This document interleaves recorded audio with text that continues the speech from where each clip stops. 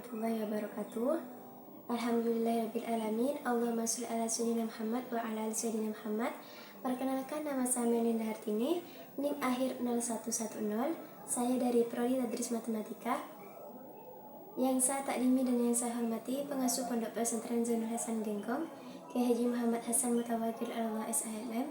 Yang saya hormati Rektor Universitas Islam Zainul Hasan Genggong, Bapak Dr. Abdul Aziz Wahab BAMAG. Yang saya hormati Ibu Dekan Fakultas Tadris Umum, Ibu Wahyu Lisari MPD. Dan yang saya hormati Kaprodi Tadris Matematika, Ibu Eka Rahayu MPD. Dan tak lupa teman-teman yang saya banggakan. Pada kesempatan kali ini saya akan menjelaskan materi tentang aliran-aliran pendidikan dan pengaruhnya di Indonesia. Ada 4 aliran pendidikan. Yang pertama, aliran klasik pendidikan dan pengaruhnya di Indonesia. Yang kedua, 2 aliran pendidikan di Indonesia. Yang ketiga, pengajaran alam sekitar. Yang keempat, pengajaran pusat perhatian atau penilaian. Aliran pendidikan adalah pemikiran-pemikiran yang membawa pembaharuan dalam dunia pendidikan. Pendidikan tersebut berlangsung seperti suatu diskusi yang berkepanjangan, yaitu pemikiran-pemikiran terdahulu selalu ditanggapi dengan kontra atau pro oleh pemikir berikutnya, sehingga menimbulkan pemikiran yang baru dan demikian seterusnya. Yang pertama, yaitu macam-macam aliran klasik dalam pendidikan. Ada 4. Yang pertama, aliran empirisme. Tokoh aliran ini adalah John Locke tahun 1704 sampai 1932 dengan teori tabula rasa, yaitu anak lahir di dunia bagaikan kertas putih yang bersih. Pengalaman empirik yang diperoleh dari lingkungan akan berpengaruh besar dalam menentukan perkembangan anak. Menurut pandangan empirisme, pendidikan memegang peranan yang penting karena dapat menyediakan lingkungan pendidikan kepada anak dan akan diterima oleh anak sebagai pengalaman. Aliran ini dipandang berat sebelah karena hanya mementingkan peranan pengalaman yang diperoleh dari lingkungan.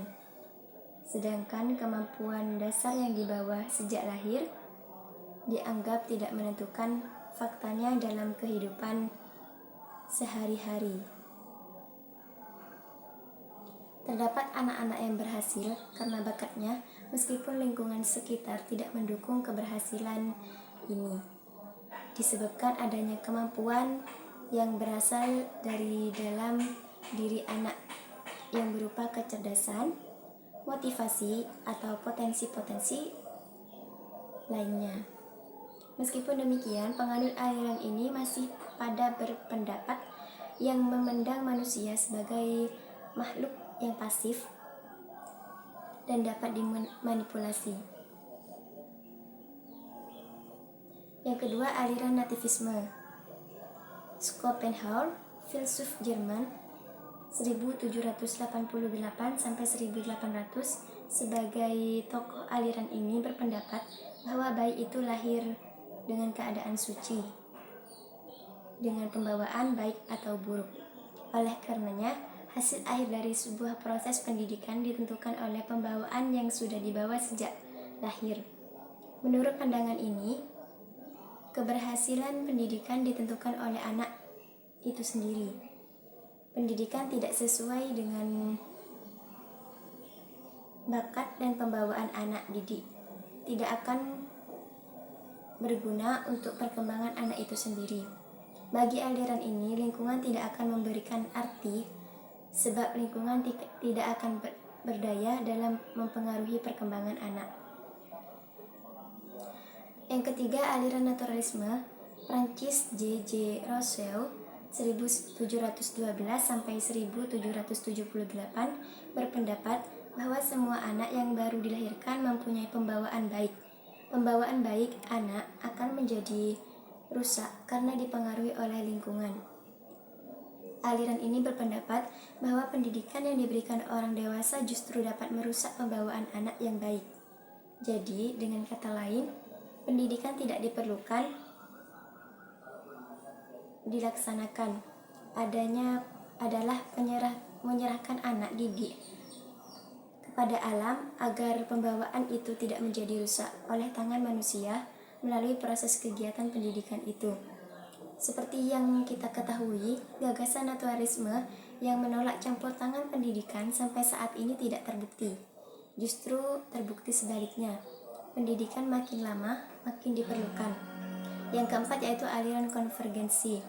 William Strem 1871 sampai 1939 berpendapat bahwa seorang anak dilahirkan di dunia sudah disertai pembawaan baik maupun pembawaan buruk.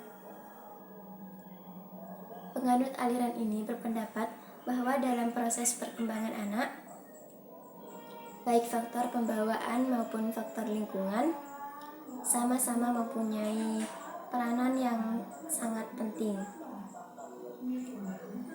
Bakat yang dibawa anak akan berkembang dengan baik tanpa adanya dukungan lingkungan yang sesuai untuk perkembangan bakat itu.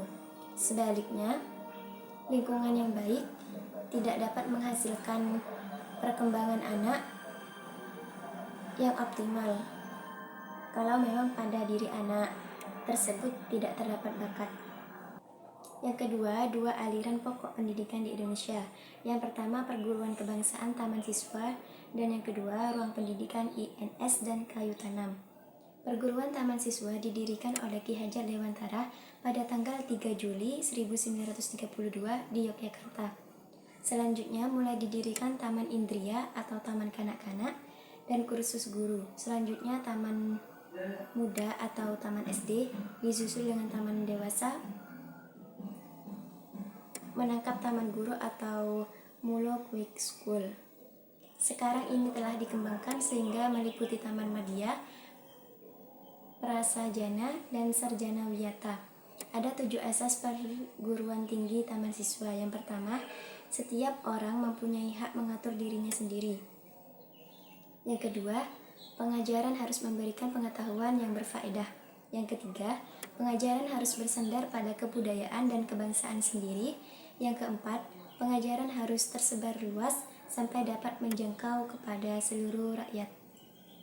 Yang kelima, untuk mengejar kemerdekaan hidup yang sepenuhnya, lahir maupun batin, hendaknya diusahakan dengan kekuatan sendiri. Yang keenam, sebagai konsekuensi hidup dengan kekuatan sendiri, maka mutlak harus membelajahi sendiri segala usaha yang dilakukan. Yang ketujuh, dapat mendidik anak perlu adanya keikhlasan lahir maupun batin. Yang kedua, ruang pendidikan INS dan Kayu Tanam. Ada 5 asas dan tujuan di ruang lingkup perguruan pendidikan INS dan Kayu Tanam, yaitu yang pertama, berpikir logis dan rasional. Yang kedua, keaktifan atau kegiatan. Yang ketiga, pendidikan masyarakat. Yang keempat, memperhatikan pembawaan anak. Yang kelima, mental intelektualisme. Poin yang ketiga, pengajaran alam sekitar adalah pengajaran yang dapat dimaknai sebagai proses mengubah tingkah laku anak didik agar menjadi manusia dewasa yang mampu hidup mandiri sebagai anggota masyarakat dalam lingkungan alam sekitar di mana individu itu berada. Bapak dari pelajaran itu adalah seorang Jerman bernama F.R. A. Finger 1808 sampai 1888 yang menamakan pengajaran itu Heimatkunde. Biarpun sudah diketahui bahwa J.W.A. Froebel telah juga mempraktekkan itu. Ada beberapa prinsip pengajaran alam sekitar. Yang pertama, dengan pengajaran alam sekitar, guru dapat memperagakan secara langsung. Yang kedua, pengajaran alam sekitar memberikan kesempatan banyak agar anak aktif dan giat, tidak hanya duduk, mendengarkan, melihat dalam satu kata pasif saja. Yang ketiga, Heimatkunde memungkinkan untuk memberikan pelajaran totalitas. Yang keempat, pengajaran alam sekitar memberikan anak bahan apersepsi intelektual yang kokoh dan tidak verbalistis. Yang kelima, Heimatkunde memberikan apersepsi emosional. Poin yang keempat yaitu pengajaran pusat perhatian atau penilaian. dirintis oleh Evidemina de Crowley tahun 1871 sampai 1932 dari Belgia dengan pengajaran melalui pusat-pusat minat atau centres interest di samping pendapatnya tentang pengajaran global. Pendidikan pusat perhatian menurut de Crowley berdasar pada semboyan école pour la vie atau sekolah untuk hidup dan oleh hidup. Pengetahuan anak harus bersifat pusat perhatian adalah pendidikan yang menekankan pada pembelajaran yang berpusat pada minat, ketertarikan, dan kebutuhan siswa. Dalam pendekatan ini, guru berupaya untuk memahami minat dan kebutuhan individu setiap siswa, kemudian merancang pembelajaran berdasarkan minat tersebut.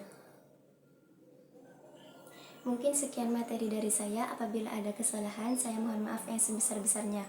Wallahul muwaffiq ila aqwamit thoriq. Wassalamualaikum warahmatullahi wabarakatuh.